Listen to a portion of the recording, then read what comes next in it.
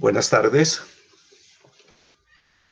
En primer lugar, mi nombre es José Fernando Giraldo Cardona, docente de la Universidad de Manizales, y quiero en primera instancia agradecerle al comité organizador del primer curso latinoamericano de investigación biomédica aplicada por la invitación que me ha hecho para participar como ponente o como conferencista o como docente, como preferiría ser. También agradecerle a las entidades que se han vinculado con este importante evento, como ACEMED, ASCENCOL, FELCOSEN, y obviamente a la Universidad de Manizales, a nuestra universidad eh, como organización académica patrocinadora del evento. Muy bien, el tema que vamos a tratar hoy es el tema de la inferencia estadística y el muestreo. Son dos técnicas, el muestreo una técnica propiamente dicha, la inferencia estadística una serie de recursos bioestadísticos que permiten precisamente eso, hacer la inferencia.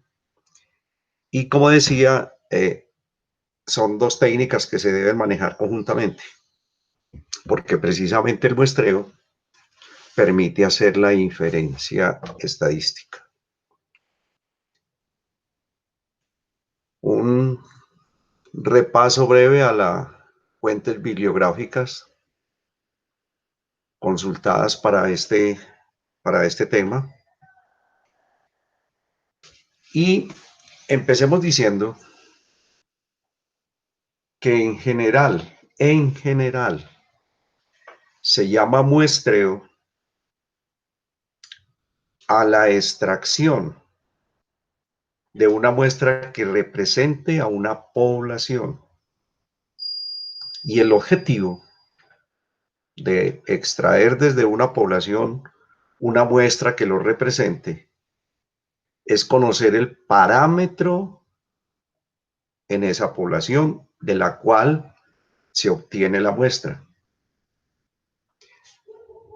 En ese orden de ideas, entonces digamos que es un proceso que permite obtener conclusiones generales de los valores estadísticos de la población, lo que se denomina parámetros, a partir de valores estimados en la muestra, que se denomina, como ya todos sabemos, estadísticos o estadígrafos.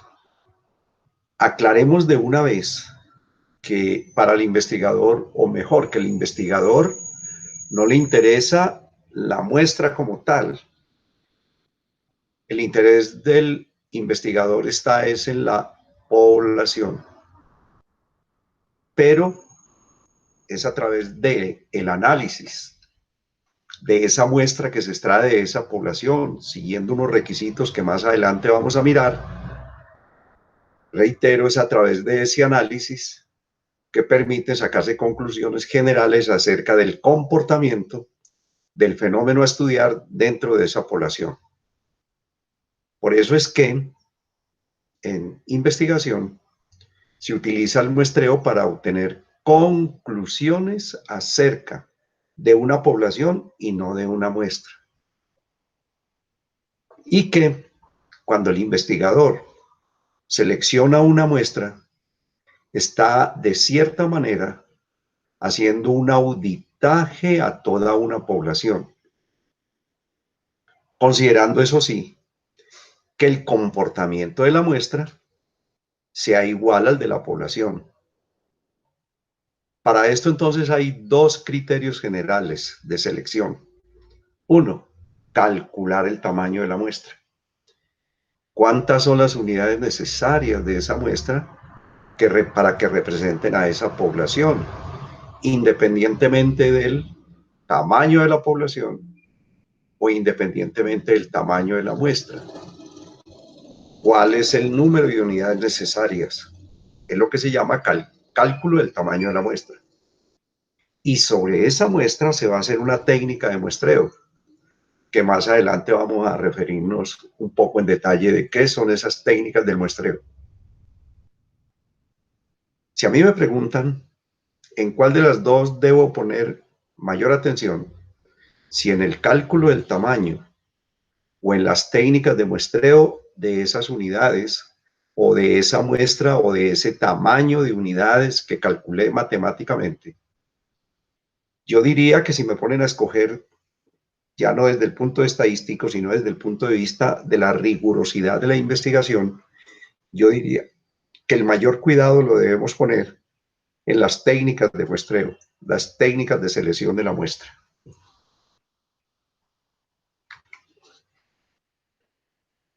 Empecemos por unas generalidades y digamos que la población o universo es el conjunto de unidades o el recuento de todos los elementos que representan una característica común.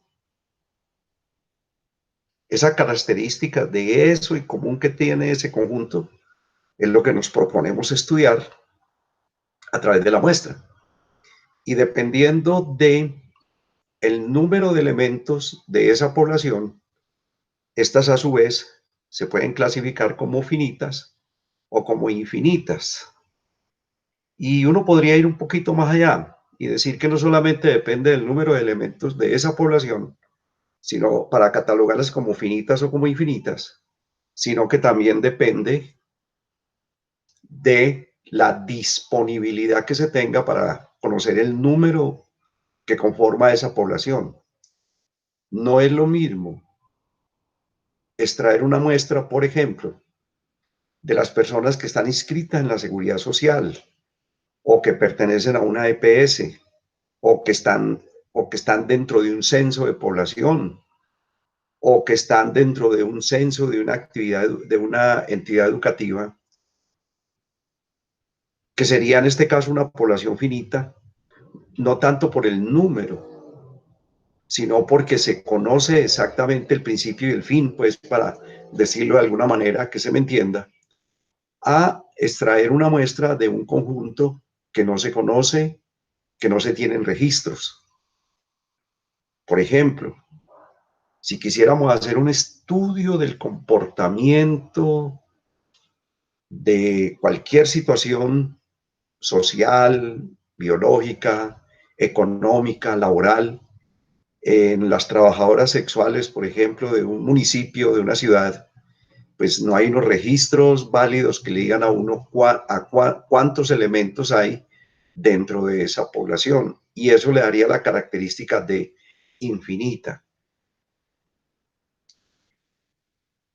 Entonces, si tenemos esa población y de esa población extraemos esa muestra con el fin de hacer inferencia del, de lo que en ella encontremos hacia esa población, entonces podemos decir que en términos matemáticos esa muestra no es más que un subconjunto, o mejor, que es un conjunto de elementos de un conjunto mayor. Pero recordar que los subconjuntos que se pueden obtener de un conjunto cualquiera son innumerables. Y esto es muy importante que lo tengamos en cuenta más adelante cuando vamos a hablar de algunos aspectos que tienen que ver con los intervalos de confianza, por ejemplo. Ahora bien, los elementos de ese subconjunto solo serán representativos del conjunto aquellos que aporten mayor conocimiento frente al universo de origen al cual representan.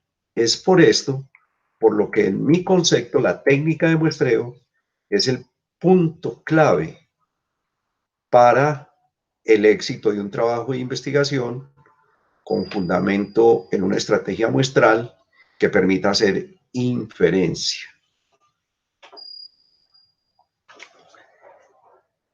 Y ya hablando un poquito más de la muestra, entonces es claro que es una parte de elementos que representan a la población. La pregunta es, ¿qué son unidades o elementos representativos? Entonces, en primera instancia, digamos que representativos son todos esos elementos que son seleccionados al azar. Más adelante vamos a ver, dentro de las técnicas del muestreo, que el muestreo aleatorio, es decir,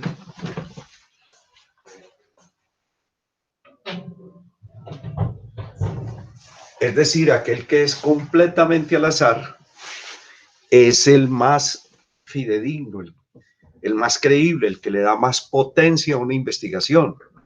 ¿Por qué? Porque todos los elementos de la población objetivo tienen la misma probabilidad de entrar en el estudio.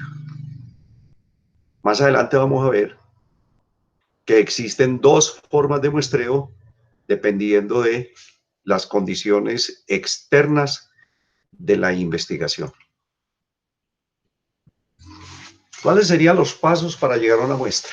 Cuando uno revisa la literatura y revisa los diferentes textos de bioestadística y de investigación, encuentra pues muchos conceptos.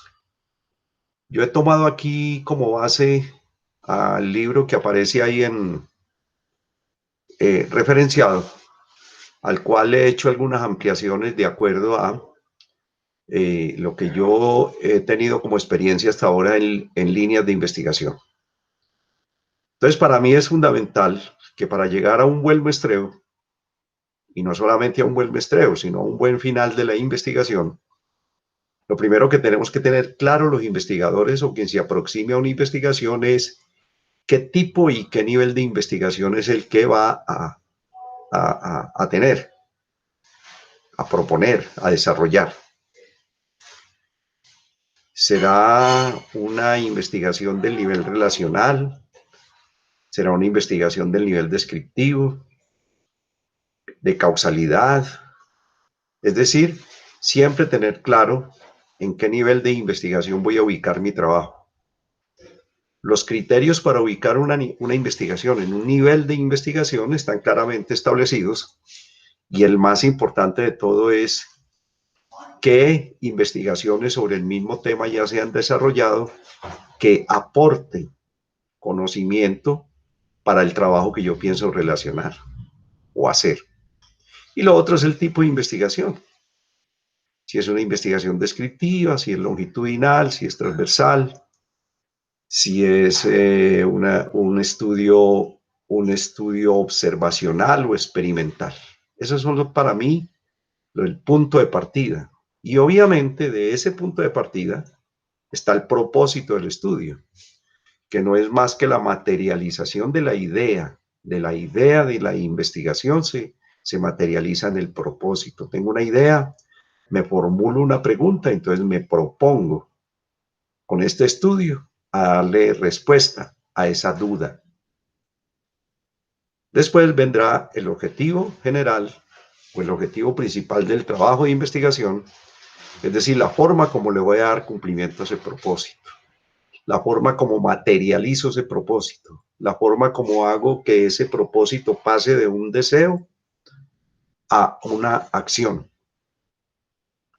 Y obviamente, el definir previamente las variables, muy especialmente la variable de supervisión o la variable analítica o la variable endógena o la variable dependiente, que toda esa clasificación de la variable va a estar íntimamente relacionada con el nivel de investigación y con el tipo de investigación.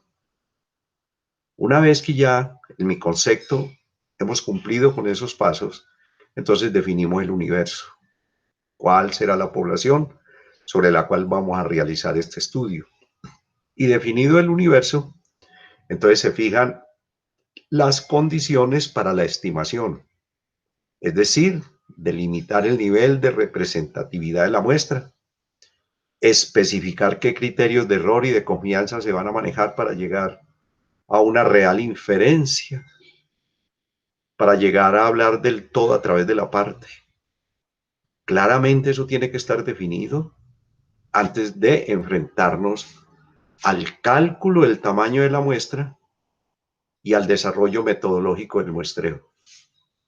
Después habrá que escoger y utilizar el mejor método de selección de la muestra, es lo que se denomina muestreo, dejar claro cuál va a ser el proceso, cómo se va a desarrollar ese muestreo, y finalmente definir los resultados para ese universo, lo que ya sería pues los objetivos estadísticos, presentar los datos de tal forma que puedan contener los valores reales que tiene la población. Es posible que alguien tenga mucho más elementos para agregar ahí, o que me diga que ahí sobran elementos, pero realmente la ciencia se construye a partir de eso, a partir de que miremos, discutamos, analicemos cuáles son las propuestas y que finalmente apliquemos la que mejores resultados den para el cumplimiento de los objetivos de la investigación, que por un lado puede ser el de aumentar el conocimiento sobre un tema específico, pero por el otro lado también puede ser una investigación aplicada como su nombre lo dice, a la solución de problemas de una comunidad, obviamente. Recordemos entonces que la estadística se divide en no inferencial y en inferencial. Y que cuando hablamos de muestreo estamos ya en la inferencial. Y esa inferencial, o mejor, esa inferencia desde la muestra hacia la población, la podemos hacer a través de una estimación puntual, lo que nos permite estimar, saber cuáles son los estimadores de ese conjunto, o por una prueba de hipótesis, que lo que permite es verificar si lo que estamos planteando desde lo hipotético se cumple o no se cumple para una población específica. De ahí entonces que esa intención analítica de la inferencia nos lleve por un lado, como ya dijimos, a la prueba de una hipótesis, razón por la cual deberemos de desarrollar lo que se llama el ritual de la prueba de hipótesis, que no es del caso en esta charla. Recordar que la hipótesis es una proposición acerca de una o más poblaciones y que también hay muchas formas de interpretarse, que pueden dividirse en hipótesis de investigación o en hipótesis estadística, como lo plantea Daniel en su libro Bioestadística basado para el análisis de las ciencias de la salud. Pero también hay otra división que habla de una hipótesis empírica y una hipótesis estructurada, que para el caso viene siendo como lo mismo, porque decimos que una hipótesis es empírica cuando nace el conocimiento que tiene el investigador acerca de ese tema específico, de los estudios que ha hecho, de lo que ha observado, de lo que ha analizado, y que hablamos de una hipótesis estructurada cuando ya se fundamenta sobre hechos reales, debidamente comprobados. Entonces viene siendo como lo mismo que nos plantea el profesor Daniel en su libro de bioestadística. Y el otro punto, que es la estimación puntual, que siempre, así como la prueba de hipótesis, siempre se debe acompañar del ritual de la prueba de hipótesis, la estimación puntual siempre se debe acompañar de sus respectivos intervalos de confianza. Más adelante vamos a hacer un ejercicio pequeño sobre ese tema de los intervalos de confianza. ¿Y qué es un intervalo? ¿Y qué es una estimación puntual? Perdón. Es un valor numérico utilizado para estimar el parámetro correspondiente de la población. La estimación por intervalos consta de dos valores numéricos que definen un intervalo que, con un grado específico de confianza, y aquí viene lo que veníamos hablando, para yo poderle creer al intervalo de confianza, al intervalo de confianza, yo tengo que tener un grado de certeza previamente definido. Y se considera que incluye al parámetro por estimar. Más adelante hay un pequeño ejemplo ya desarrollado que nos permite, creo yo, entender un poco mejor esto de la estimación puntual, porque es lo que más está involucrado aquí en el trabajo que estamos desarrollando. Y es este. Vamos a suponer que tenemos una población o una muestra de 100 personas. Para el caso del ejemplo lo vamos a analizar en los dos escenarios. Como una muestra de 100 personas que fueron extraídos por cualquiera de los métodos de muestreo de una población más grande, es decir, que esas 100 personas sean un subconjunto. Y nos interesó, dentro de esas 100 personas, conocer el parámetro edad, peso y talla. Obviamente, pues esto es sacado de otro trabajo donde el interés era mucho más grande, donde la variable analítica era otra, pero para efecto de lo que queremos discutir ahora, tomemos esas 3 variables, edad, peso y talla. El promedio de la edad de esa población fue de 41.7 años, el promedio del peso fue de 72.6 kilogramos y la talla 1.70 metros. El error estándar para la edad fue de 0.9, para el peso fue de 1 y para la talla fue de 0.0. Con esos dos datos, con la media y con el error estándar, entonces calculamos el límite inferior, o sea, lo que veníamos hablando aquí, el intervalo de confianza, es decir, una estimación. Cogemos esta estimación puntual, 41.7, y la metemos dentro de un intervalo de confianza para ver si ese parámetro puede representar a esa población. Y nos dio como límite inferior de la edad, no vamos a discutir ahora y no la edad, porque no es el tema ahora hablar de intervalos de confianza ni cómo se calculan. Fue de 39 años y el límite superior fue de 43.5. ¿Qué quiere decir eso? Que cuando trabajamos con fundamento en el error estándar, estamos trabajando sobre la media de la muestra, Es decir, tenemos un conjunto, de ese conjunto sacamos un subconjunto, a ese subconjunto le sacamos la media, calculamos el error estándar, con fundamento en el error estándar y en un nivel de confianza del 95% para este caso, calculamos el límite inferior y el límite superior. Y decimos entonces lo que está ahí en la diapositiva, que si se tiene una muestra de 100 personas a las cuales se le ha preguntado la edad y el valor medio es de 41.7 años, si alguien replica al mismo tiempo el mismo estudio con otra muestra de 100 obtenida de esa misma población, el valor medio que obtenga ese otro investigador en esa muestra estará en el mismo intervalo de confianza con una confiabilidad del 95%, entre 39.5 y 43.5.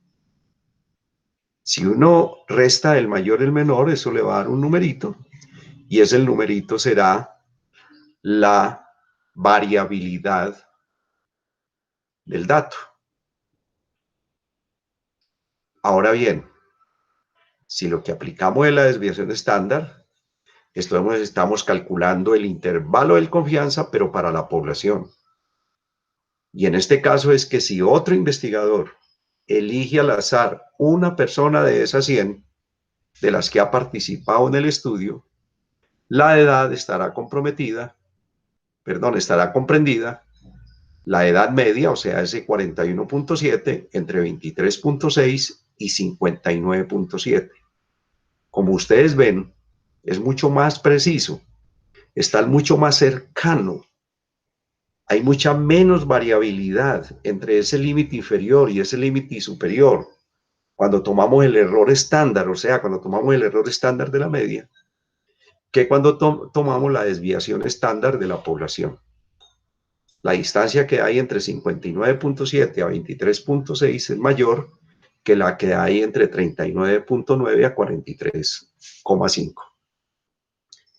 Y ese es el análisis que hacemos de confiabilidad cuando hacemos una medición puntual, como en este caso la estimación de la media o de la proporción de la edad dentro de una muestra que tomamos por cualquier método de muestreo dentro de una población.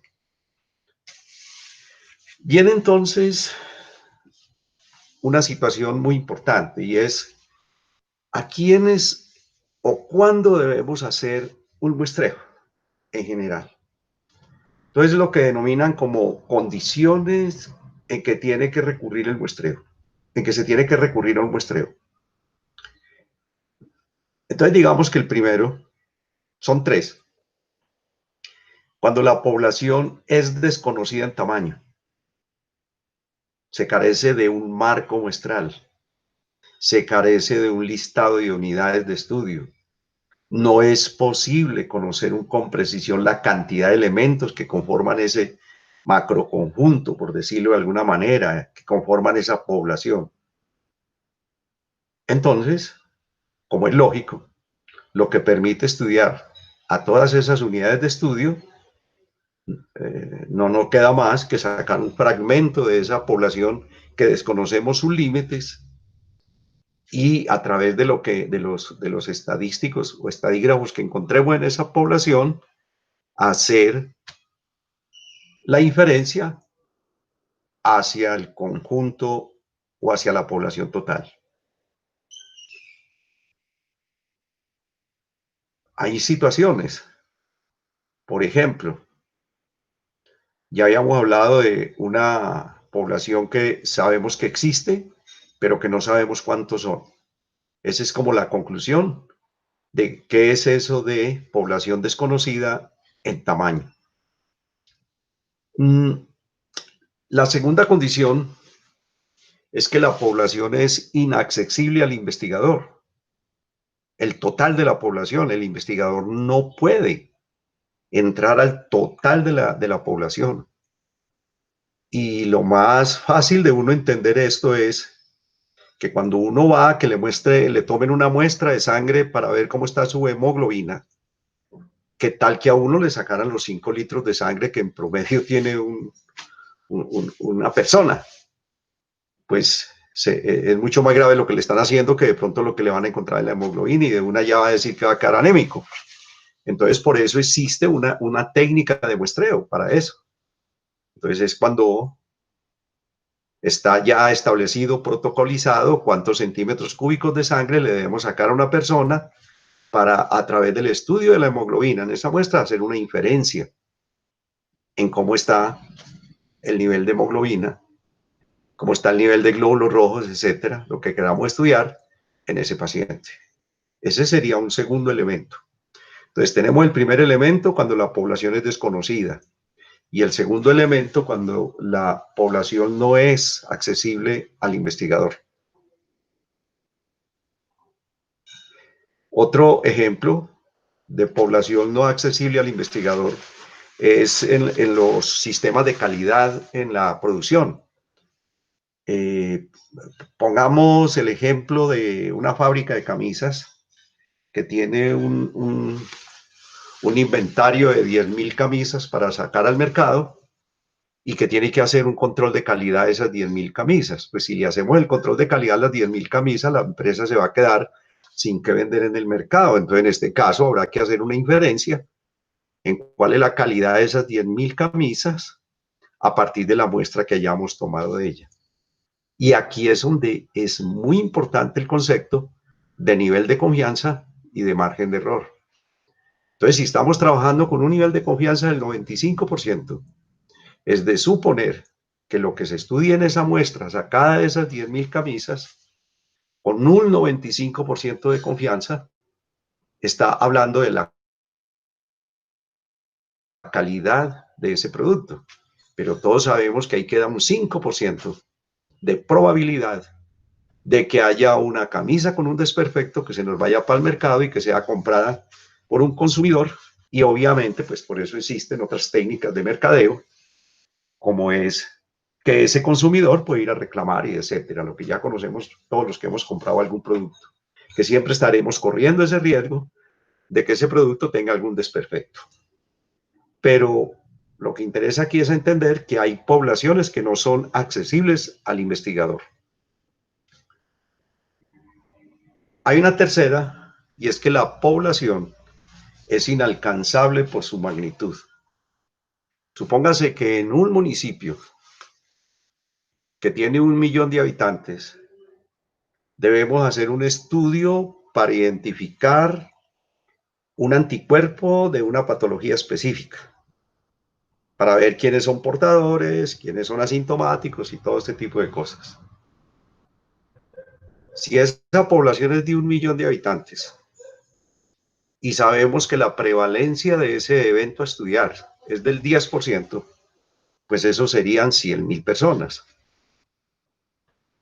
Y si le hiciéramos el examen a las 100.000 personas,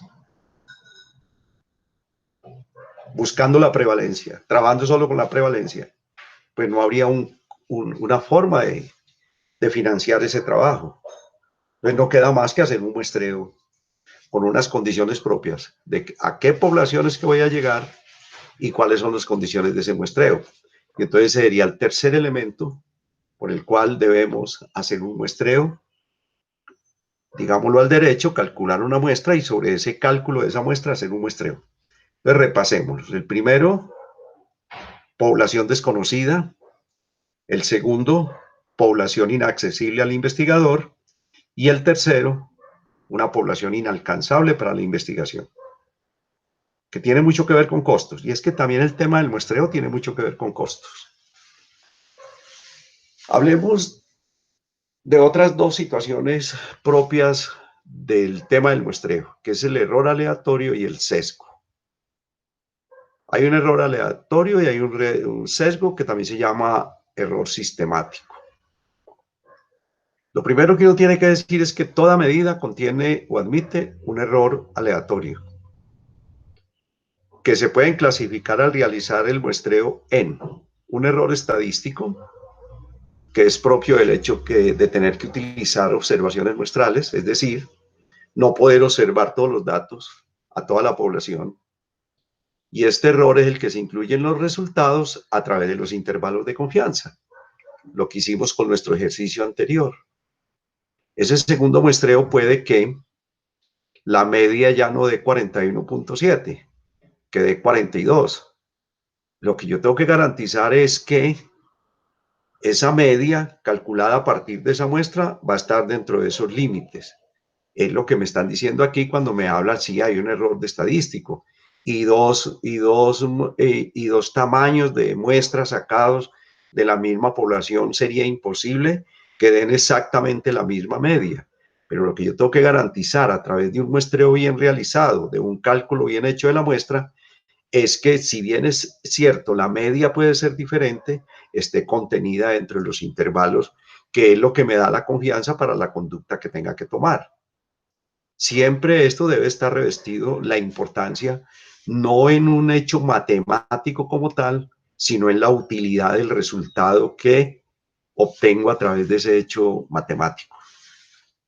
Por eso se dice que la magnitud de este error, por ejemplo, al calcular el promedio de dar una población a partir del promedio encontrado en una muestra tomada aleatoriamente, se aumenta, obviamente, si se incrementa la dispersión de la población y si disminuye el tamaño de la muestra.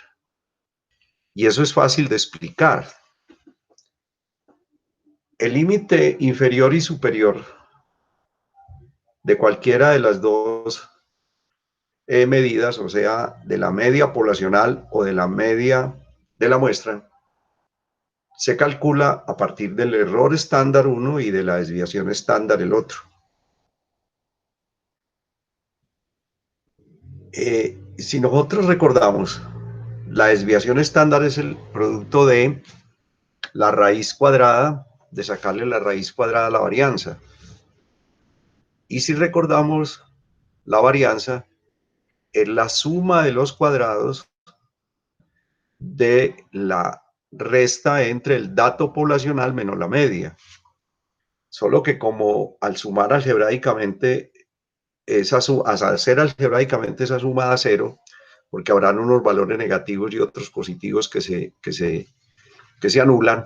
Entonces, para evitar esto, se elevan al cuadrado. A ese cuadrado se le divide entre el número de participantes del estudio y eso se llama la varianza. Si a esa varianza le sacamos la raíz cuadrada, obtenemos la desviación estándar. Esto pues es más de otra parte del curso que el que estamos viendo, pero es que vale la pena que lo tengamos en cuenta para qué es que hacemos todas esas mediciones. Ahora bien, con esa desviación estándar es que calculamos el error estándar. Ya el error estándar dijéramos que va evitando ese error de dispersión. Esa es la razón por la que ustedes ven que la dispersión entre 43.5 y 39.9 es menor que entre 59.7 y 23.6. Y es precisamente lo que estamos diciendo aquí cuando hablamos eh, de que toda medida contiene o admite un error aleatorio. Eso es lo que llamo un error aleatorio, diferente al sesgo.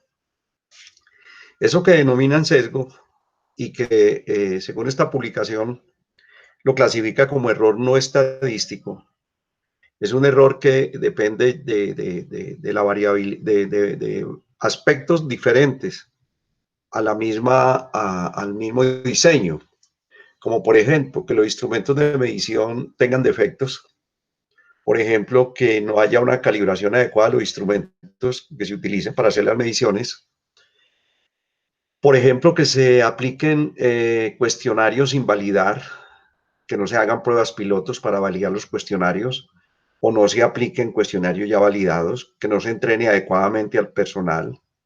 Por ejemplo, que si vamos a hacer mediciones de laboratorio clínico, no se apliquen protocolos estrictos, etcétera.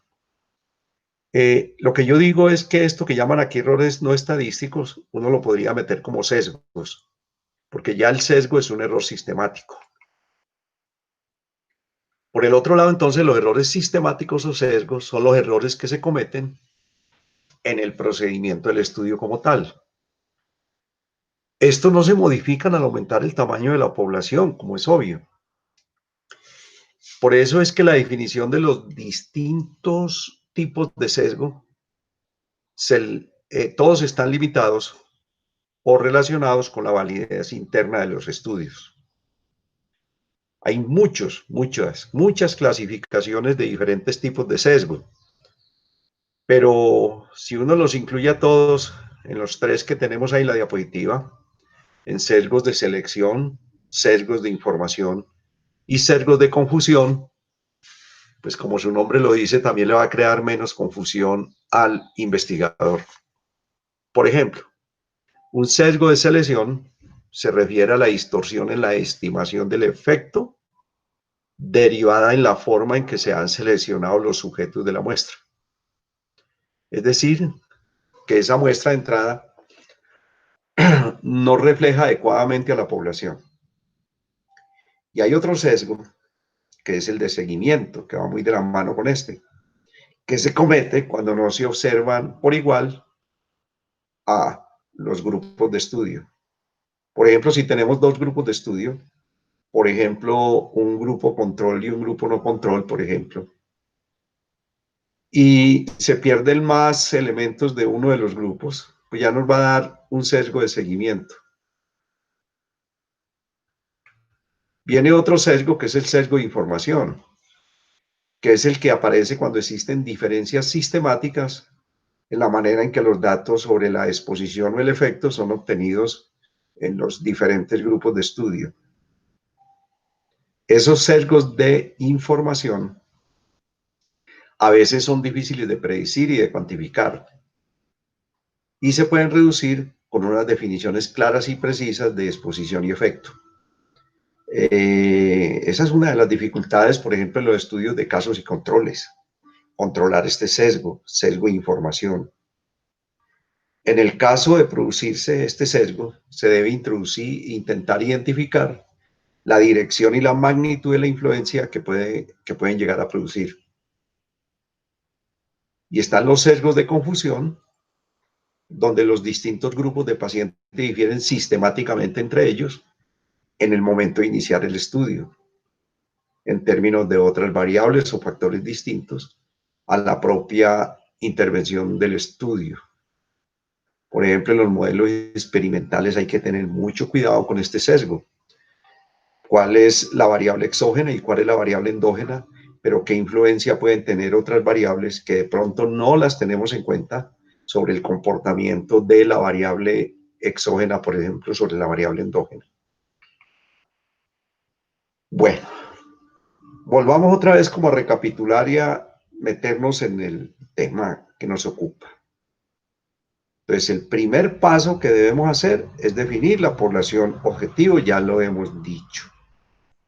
Y el segundo paso es definir la muestra. Dijéramos pues que para definir la muestra tenemos dos grandes pasos, que es cantidad de unidades, o sea, tamaño muestral, y cómo vamos a buscar esas unidades, o sea, lo que se llama muestreo. El mejor de todos, ya lo hemos dicho, es el probabilístico, y obviamente de la calidad de esa muestra es que vamos a poder hacer una inferencia estadística adecuada sobre esa población objetivo. Ya dijimos que ese muestreo probabilístico es el mejor para obtener una muestra representativa, y si tenemos una muy buena muestra representativa, pues vamos a tener una inferencia estadística con un alto nivel de confiabilidad.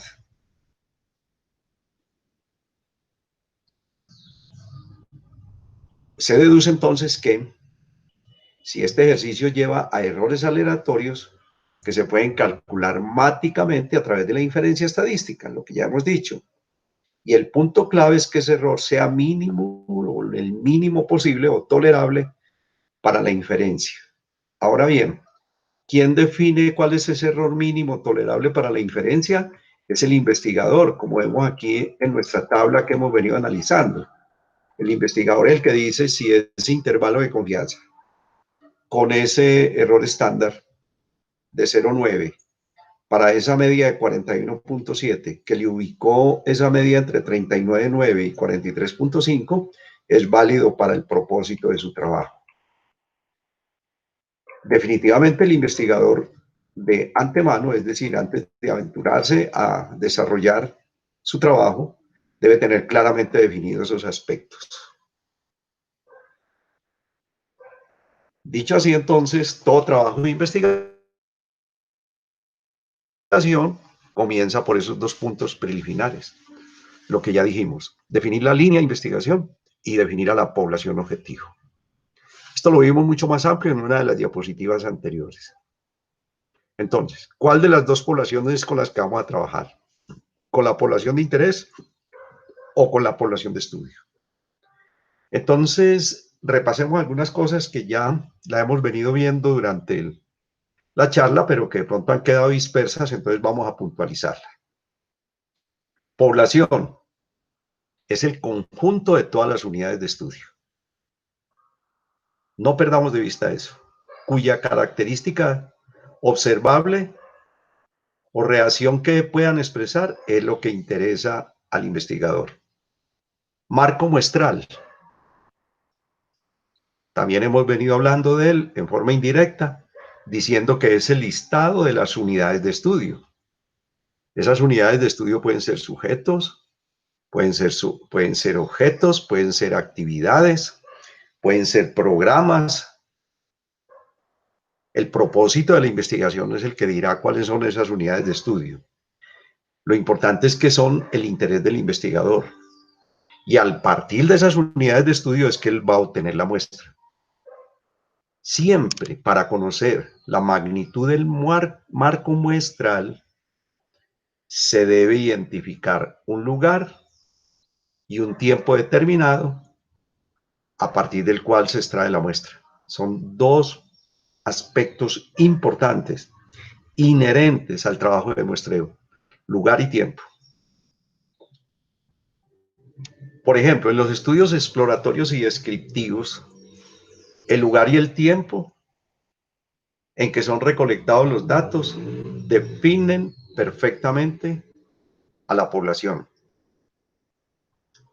En un estudio analítico, la delimitación social, espacial y temporal no define a la población, sino al ámbito de la recolección de datos, el cual representa cualitativamente a la población. Por ejemplo, si se realiza un estudio de factores de riesgo para la obesidad y se encuentra que el sedentarismo y el consumo de comida chatarra están asociados, favorecen la presentación de la obesidad, pues ese será el marco poblacional. Uno diría que es universal, porque serán dos aspectos que aquí o en otro país o en otra región posiblemente sean los mismos que estén influyendo. La otra cosa que tenemos que tener claro es que son unidades de muestreo.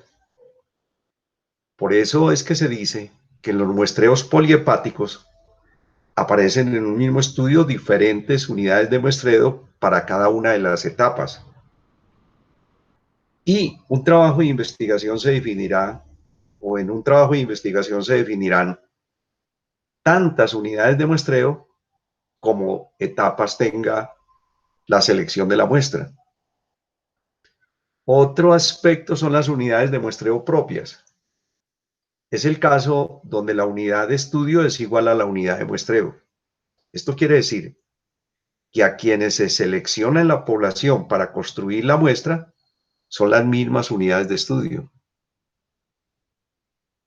Y pueden haber unidades de muestreo conjuntas, por ejemplo, cuando se estudia por conglomerados. Por ejemplo, si se va a hacer un estudio de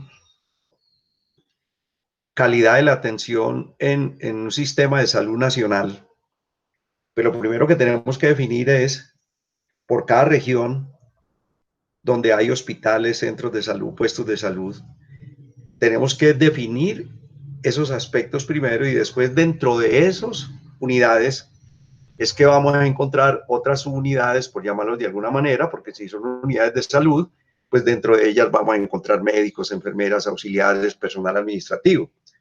Es lo que se refiere ahí a unidades de muestreo conjuntas. Y unidades de muestreo identificadoras. Por ejemplo, si se va a estudiar la adherencia de una población a un tratamiento y esto tenga que ver con la atención que los médicos brinden, por ejemplo, la información que los médicos brinden a los que tengan ese problema al cual le vamos a hacer el análisis de la adherencia, pues será a partir de la consulta de ese médico, por ejemplo, encargado de los programas de promoción y prevención, que vamos a encontrar esas unidades de estudio.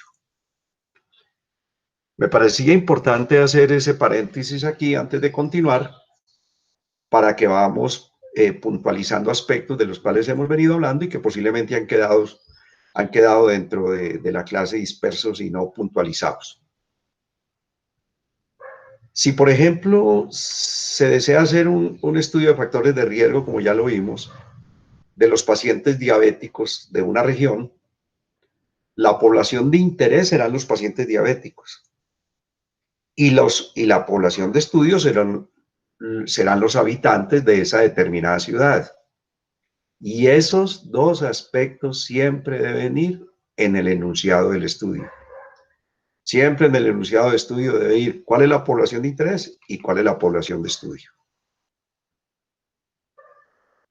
Un ejemplo más claro. Tenemos una línea de investigación, por ejemplo, que se llama hipertensión.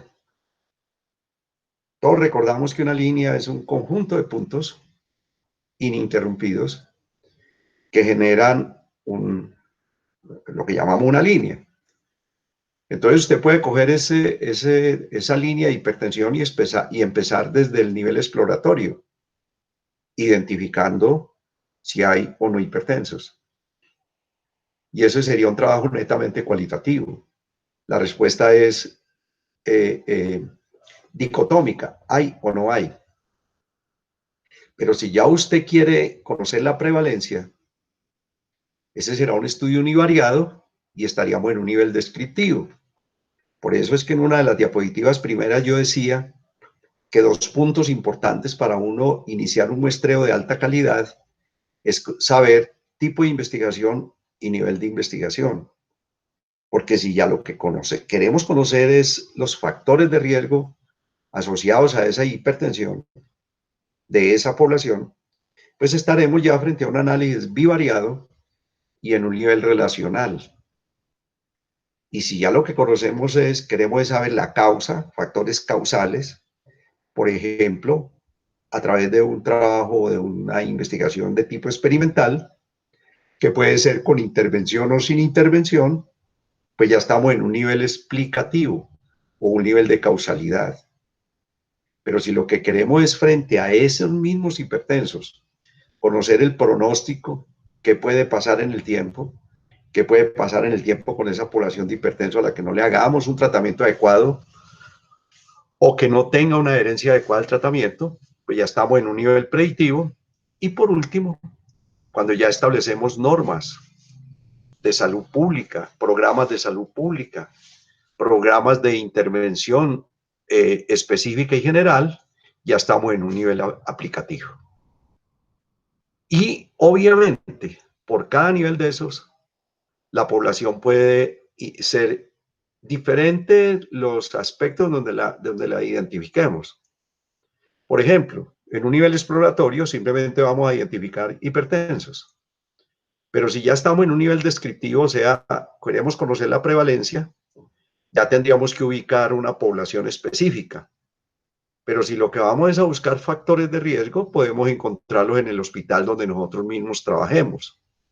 Pero si lo que queremos encontrar son causas, pues buscamos ya en el nivel explicativo los pacientes que estén en tratamiento, por ejemplo, dentro del programa de salud pública de hipertensión arterial. Y si queremos hacer el pronóstico, pues buscamos un grupo de hipertensos con características de bueno o de mal pronóstico para poder elaborar las ecuaciones predictivas. Y por último, en los ensayos clínicos, para hablar de tratamiento, pues no necesitan poblaciones de mucho número. Entonces, desde este punto de vista, entonces decimos que sobre la población objetivo,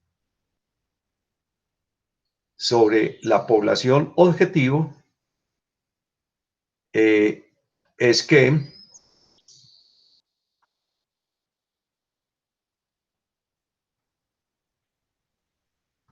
sobre la población objetivo es que se plantea hacer o no hacer el muestreo. Es sobre ella que se aplican las técnicas de muestreo. Siempre sobre la población objetivo. Premisa, ya le hemos dicho, siempre se debe estudiar a la población objetivo. Entonces siempre tenemos que ir a buscarla, o al censo, o en los comicios electorales, si nuestro trabajo tiene que ver, por ejemplo, de preferencias electorales en una época preelectoral, los pacientes de un hospital, los pacientes afiliados a una EPS o que son atendidos en una IPS, etcétera. Pero recuerden que ya lo hemos dicho también, que existen situaciones en las que no es posible estudiar a toda la población. Y entonces es en este caso que se recurre a las llamadas técnicas de muestreo. Entonces recuerden esta diapositiva, ya la hemos visto atrás, que existen situaciones en las que no es posible estudiar a toda la población. Hablamos de la población desconocida, de la población inaccesible y de la población inalcanzable, como las tres técnicas en eso. Y para puntualizar un poco más sobre estos aspectos, tenemos una población de estudio, por ejemplo, sobre la que queremos hacer un trabajo que sería la población de un municipio. Y dentro de esa población tenemos a la población de interés. Por ejemplo, queremos hacer un estudio sobre la respuesta a un tratamiento específico, medida esa respuesta, por ejemplo, con los niveles de hemoglobina glicosilada en sangre. ¿Dónde vamos a hacer ese trabajo? Pues en los pacientes diabéticos, que es en los que utilizamos la hemoglobina glicosilada para hacer seguimiento o para hacer diagnóstico. Pero ¿cuál será la población objetivo? Los diabéticos de ese municipio. Y entonces, recuerden también el criterio o el concepto de criterios de inclusión y de criterios de exclusión. Siempre que hablamos de criterio de inclusión o de exclusión, estamos haciendo alusión a la investigación como un todo. Pero es que en la técnica de muestreo también deberíamos hacer criterios de inclusión o de exclusión. Por ejemplo, para el caso que nos ocupa en este ejemplo, y me perdona la redundancia, ¿será lo mismo medirle la hemoglobina glicosilada como respuesta a un tratamiento a los diabéticos de tipo 1?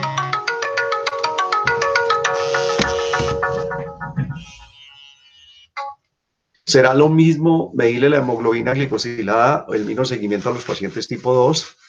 ¿O será lo mismo hacer el seguimiento de diabéticos a las pacientes que están embarazadas frente a la población que no tiene esta condición, al paciente que ya tiene un síndrome metabólico, al paciente obeso, al paciente con una falla renal? Es decir, en la búsqueda de mejorar la potencia del estudio, deberíamos también tener unas condiciones muy específicas en cómo es que vamos a seleccionar esa muestra. Entonces repasemos que población en estudio es el conjunto de unidades de estudio, que población de interés es lo que genera la línea de investigación, en este caso sería una línea de diabetes, que no cambia en ningún nivel esa línea, como ya vimos con el ejemplo de la hipertensión, y que la población objetivo es sobre la que se realiza la inferencia. Ya habíamos hablado de la importancia de la muestra cuando tenemos una población grande que estudiar. Bueno, vamos a detenernos entonces aquí finalmente. Ya estamos terminando en estos aspectos. Entonces, digamos que desde este punto de vista, ya del muestreo existen dos grandes grupos: el muestreo probabilístico y el muestreo no probabilístico. Ese probabilístico o aleatorio es, uno podría decir sin temor a equivocarse, que es el único camino que existe para garantizar una muestra representativa. Es decir, cuando uno está haciendo el diseño de un trabajo de investigación, lo que más quiere uno es que sus condiciones externas, recursos, tiempo, etcétera, le den para hacer un muestreo probabilístico. Y dentro de ese muestreo probabilístico, entonces, existen el muestreo aleatorio simple, el muestreo aleatorio sistemático, el muestreo aleatorio estratificado, el muestreo aleatorio, el muestreo por conglomerados. Este es el menos representativo y por eso casi siempre se complementa con uno que va de la mano de él, que es el polietápico. Y dice uno lo siguiente, que de abajo hacia arriba es fácil de configurar, mucho mejor el muestreo aleatorio simple que el muestreo sistemático, o que el aleatorio o que el por conglomerados, pero que la ejecución, la dificultad viene de arriba hacia abajo, es decir, es mucho más difícil ejecutar el muestreo aleatorio simple que el sistemático y que el estratificado, y a la vez sobre el conglomerado. ¿Qué es lo que se denomina en términos generales muestreo aleatorio simple? Desde el punto de vista matemático, como ya dijimos, la forma más sencilla de seleccionar una muestra representativa, desde el punto de vista matemático. Pero desde el punto de vista práctico, de la recolección de los datos y la aproximación a las unidades de estudio, es el más complejo, mientras más grande sea la población. En ese muestreo aleatorio simple, es el más fácil, porque como su nombre lo dice, es dividir a n minúscula entre n mayúscula, y con eso se vamos a encontrar, eso pues que es una proporción, vamos a encontrar la probabilidad de cada uno de los elementos que tiene para participar dentro de la muestra. Y entonces con base en eso podemos elaborar nuestro muestreo. Ahora, el muestreo aleatorio sistemático se realiza cuando no se dispone de un marco muestral, no disponemos del número de la población, lo que pues podríamos llamar la n mayúscula. Como es lógico, entonces, no se puede realizar la proporción que nos diga cuál es la probabilidad de un elemento de participar en el estudio. Ese sería el sistemático. Ok. Y ya venimos con el estratificado y el muestreo por conglomerados, que por ejemplo, en este sistemático, por ejemplo, este estratificado, que es ideal, no es malo, es ideal para evitar los sesgos de selección, porque los evita y lo controla. Porque aquí cada estrato es homogéneo en su interior. Hay que conocer la distribución de los estratos que conforman la población. Por ejemplo, qué proporción de alumnos hay por cada semestre. Si vamos a hacer un estudio, por ejemplo, de rendimiento escolar o el rendimiento académico en una facultad de medicina, pues debemos conocer primero cuántos cuál es la proporción de alumnos que hay por cada semestre para de acuerdo a eso entonces elaborar el total de la muestra. Y este por conglomerados o clúster es el menos representativo. Cada conglomerado es una mini población. Debe ser complementado por otra técnica. Por ejemplo, ahí podemos jugar con el aleatorio simple o uno sistemático. Se utiliza mucho cuando se van a hacer estudios de redes, ¿no? Lo que hablábamos ahora, nivel de ansiedad, por ejemplo, de los médicos, del personal de salud de un sistema. Entonces tenemos centros y puestos de salud y dentro de esos centros y puestos de salud vamos a tener diferentes labores. Está el médico, están los odontólogos, los nutricionistas, los psicólogos, el personal administrativo, etcétera, etcétera. Y entonces podemos aleatoriamente, una vez que tengamos definido cuánto es lo que vamos a hacer por cada unidad, aleatoriamente escoger los participantes de cada conglomerado. Volviendo a nuestra gráfica inicial, entonces viene el muestreo no probabilístico. O sea, cuando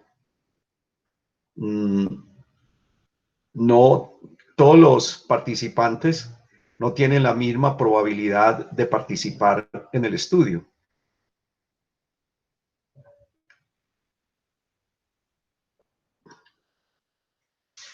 Y entonces tenemos que de abajo hacia arriba se va volviendo importante. Tenemos como primero el muestreo por cuotas, el muestreo en bola de nieve, el muestreo según criterio y uno que utilizamos mucho. Yo debo confesar que lo tengo que utilizar mucho, no porque me guste, sino que lo tengo que utilizar mucho, que es el llamado muestreo por conveniencia. Es la forma, no probabilístico, es la forma más directa de obtener una muestra representativa. Cuando no es pues no probabilístico, obviamente, porque ya dijimos que en el probabilístico es el muestreo aleatorio simple el mejor.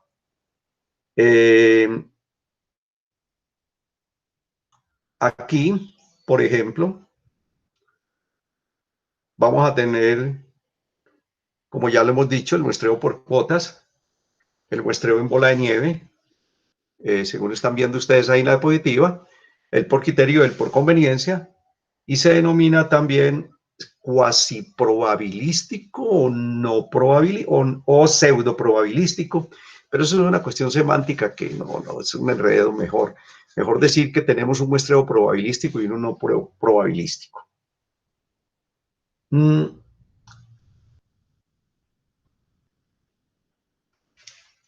Siguiendo entonces,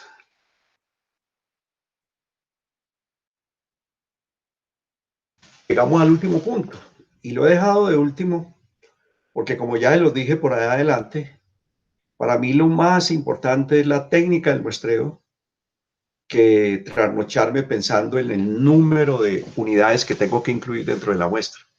Porque siempre la pregunta es, ¿qué tan grande debería ser la muestra? Y la respuesta me dice, porque yo no me trasnocho con eso, porque dice, debe ser tan grande para obtener los resultados deseados. Si la tengo tan grande para obtener los resultados deseados, como decir que voy a estudiar a toda la población, pues hay un desperdicio de recursos. Máxime que cuando uno aplica las fórmulas para hacer la técnica de muestreo, que entre otras cosas no hay necesidad de uno aprenderse esas fórmulas ni realizarlas porque ya existen las ayudas de los software, los programas que nos hacen los cálculos del número de unidades a incluir dentro de la muestra. Pero cuando uno lo aplica, uno ve que llega un momento donde por más que uno aumente la población, el aumento en el número de unidades de la muestra no es significativo. De lo que sí tiene que cuidarse uno mucho es de lo contrario, de que la muestra no va a ser tan pequeña que los resultados carezcan de validez. Pero miremos, a manera de aprender académicamente algunas cosas, cuáles son los pasos para el cálculo de la muestra. Entonces, lo primero, ya lo hemos venido diciendo, es definir el nivel de confianza.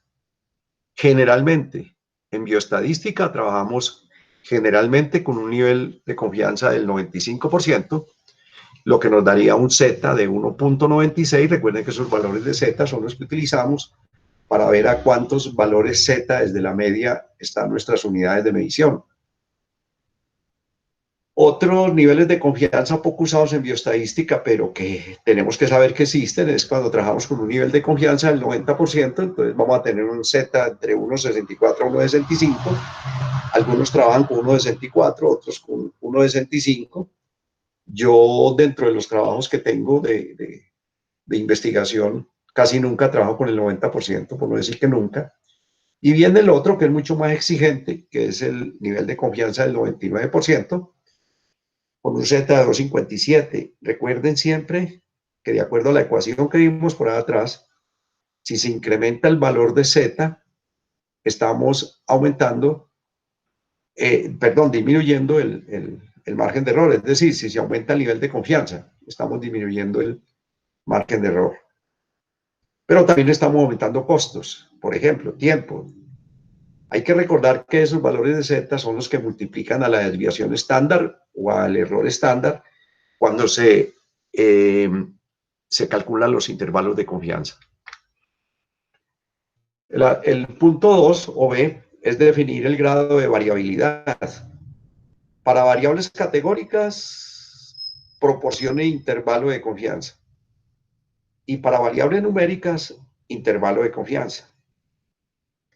Definir el margen de error y obviamente definir el tamaño poblacional en caso de poblaciones finitas. Y estas son las ecuaciones. De verdad que si yo veo una ecuación de esas, que no tengo formación matemática, que soy médico, pues yo me asusto, pero yo los invito a que no se asusten, porque usted puede hacer dos cosas. O tener en su equipo el programa, el software, la aplicación que le permite calcular el número de unidades. O estas mismas fórmulas las podemos tener en Excel, en una hojita Excel, de tal forma que no sea sino introducir los datos, y una vez que le introducimos esos datos, pues nos calcula el número de unidades que debemos, sobre las cuales debemos hacer el muestreo. Pero lo que sí es importante aquí, por eso puse esta diapositiva, no para mostrar esas ecuaciones tan complejas, sino para diferenciar que, de acuerdo al objetivo del estudio, o el objetivo estadístico, las variables pueden ser categóricas o pueden ser numéricas. En ambas podemos tener poblaciones finitas o poblaciones infinitas.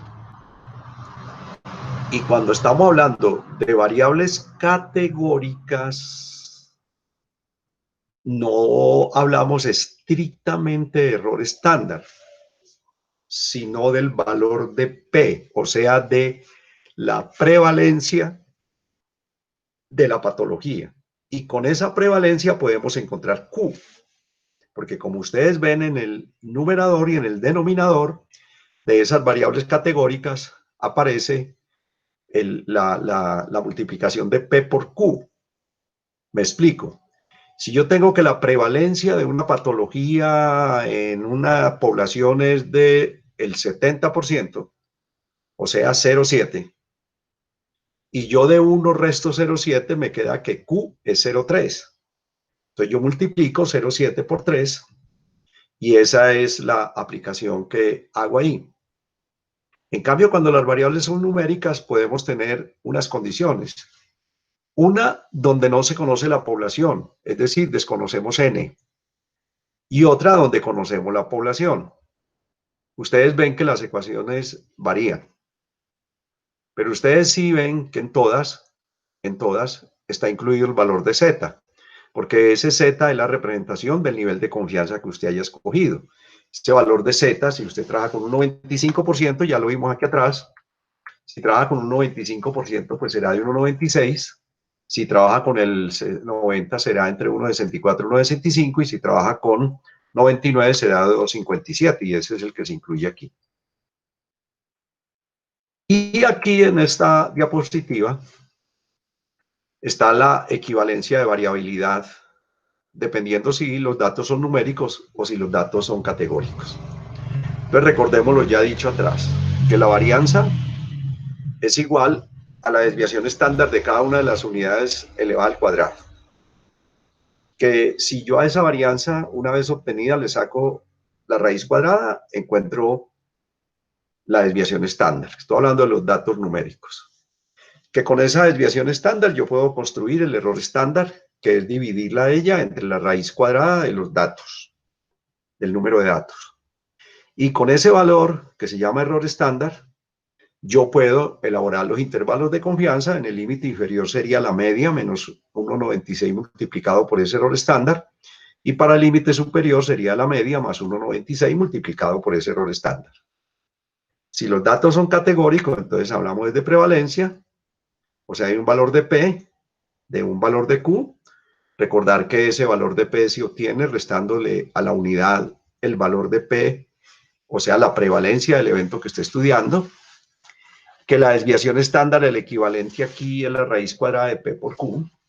Por lo tanto, aquí también hay una equivalencia para un error estándar, que sería P por Q dividido sobre la raíz cuadrada de la población, que matemáticamente yo lo puedo llevar a un solo factor.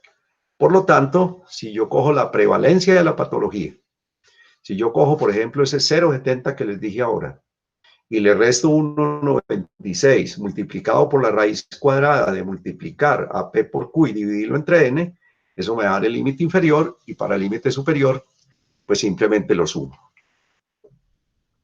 Puntos claves al aplicar la fórmula. La fórmula cuando los datos son categóricos. Si no se tiene, el alfa siempre se recomienda trabajar pues con el 5%. Cuando no se conoce la prevalencia de la patología que estamos estudiando, entonces se le pone el 50%, o sea, 0,5. Quiere decir que Q, que es el complemento, también valdrá 0,5. Quiere decir que al multiplicarlo, pues 5 por 5, 25, queda muy fácil saber cuánto va a dar esa multiplicación para sacar la raíz cuadrada. Y como en la fórmula nos piden un factor que es D para elevar al cuadrado, que es la precisión con la que queramos trabajar, si no la conocemos, aunque también se puede calcular, pero es tan poco lo que aportan en el conjunto que siempre se recomienda trabajar con una precisión del 5%, 0,05. Esto era lo que tenía para contarles acerca de el muestreo. Es una cosa muy general. Muchos de los temas de que hemos hablado aquí darían para otra clase específica, pero aspiramos que con esto haya quedado, por un lado, desmitificado el tema del muestreo, que haya quedado claro que pertenece al campo de la estadística inferencial, que hacemos el muestreo para encontrar unos estadísticos que nos van a permitir calcular los parámetros, o mejor, que lo que encontremos en el muestreo son los parámetros de la población, que esos parámetros van a estar bien calculados si hacemos dos ejercicios. Uno, número de unidades a estudiar, y dos, una técnica de muestreo bien aplicada de acuerdo a los pasos que dijimos. Pero yo creo que lo más importante es que siempre que nos vayamos a enfrentar a un proyecto de investigación, de entrada definamos cuál es el nivel de investigación, qué tipo de investigación, entonces, de acuerdo a ese nivel es que voy a desarrollar, cuál es el propósito de la investigación, cuál es el objetivo de la investigación y cuál es la población sobre la cual voy a hacer esa investigación. A veces uno recibe llamadas que le dicen, mire, tengo unos datos, ¿cuál sería el método estadístico adecuado para yo analizar estos datos? Ese es otro aspecto que se debe haber definido desde antes de iniciar el trabajo de investigación. Cuando estamos organizando todos nuestros papeles de qué es lo que vamos a investigar, ese es otro punto que se debe definir. Porque eso no sale de que yo miro unos datos y digo, apliquemos tal método estadístico. Eso sale también de un proceso metodológico, que es, por ejemplo, propósito de la investigación, objetivo de la investigación, nivel de la investigación, tipo de investigación, comportamiento de los datos, si la investigación tiene o no hipótesis. Entonces, como ustedes ven, son una serie de aspectos que se deben definir previamente antes de abordar el proyecto de investigación.